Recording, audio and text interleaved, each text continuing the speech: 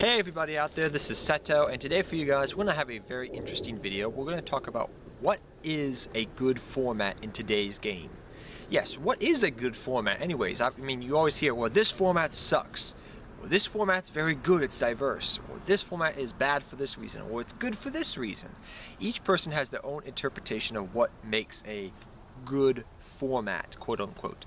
But I think each person out there has the right to their beliefs and what makes a good format. But each person, depending upon, I guess you could say, how competitively they play Yu-Gi-Oh!, view what is a good format a little bit differently, I think.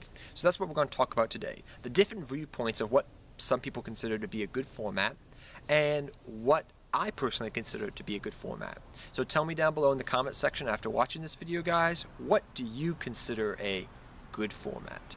So first off, I think there's two viewpoints of what a good format is. You have people that say to make a good format it needs this, this, and this. And I think some of those things are, number one, it's diverse. There's not just one top tier deck. It's not like Teledad format, I guess you could say, where it was just you bought the expensive deck, you played that expensive deck, and if you weren't playing that expensive deck, you were not going to win. Granted, that is somewhat true to today's format, but it's a little bit different, which I'll talk about in a second. But I think those are formats that people just do not like in general, where there's just one top tier deck. They don't consider that a good format.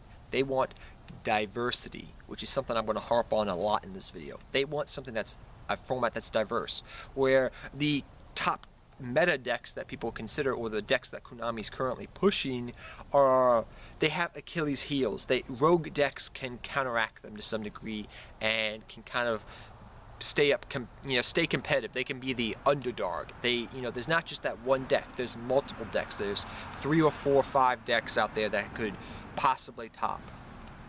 That is what a lot of people consider to be a good format, I think, to some degree or another. The other thing that people say a lot is, you know what, I think it's a good format when there's only one deck that's super competitive. Now you may say to yourself, whoa, I don't agree with that whatsoever. Just hear me out. We're playing devil's advocate here. We're just going with the devil's advocate thing right now. Yes, so some people do believe that, and I think to some degree they do have a point. What is their point usually? They say to people, I like formats that only involve one deck because it's more skillful. So for example, an E-Dragon format, people said, if you were playing against E-Dragons, you could usually tell when you were playing against a good E-Dragon player and a bad E-Dragon player by the way he used his resources in the graveyard, etc., etc. And by the way he played E-Dragons, he just didn't go spam all the E-Dragons. He used them so he wouldn't run out of resources. To some degree, I guess you could say, even though they were a very fast and powerful deck. So that's what some people believe personally, that's what a good format is. And others, like I said before, believe that's a diverse format. Now, what do I think on the issue? I think I'm a little bit of, it's a diverse format. Granted, I think in today's game, due to the situations where a lot of decks are more super competitive and are anti-meta type of decks that we used to rely upon back in the day, like things like Macro, T-King, D-Fissure, Soul Drain, cards like that we used to use to make anti-meta decks to compete against the top meta decks. Because those cards are limited, currently, as of March 2015, you can't really play anti-meta. You can't play that underdog look. You can't go full anti-meta now. You usually have to play archetype underdog to win, like Heroes with Dark Law or something of that nature. But I think in today's game, a good format consists of something. It's a little bit diverse. There's usually 3 to 4 good decks. So let's go back to December when we had Burning Abyss, Pulse, and Shaddolls and Stellar Knights.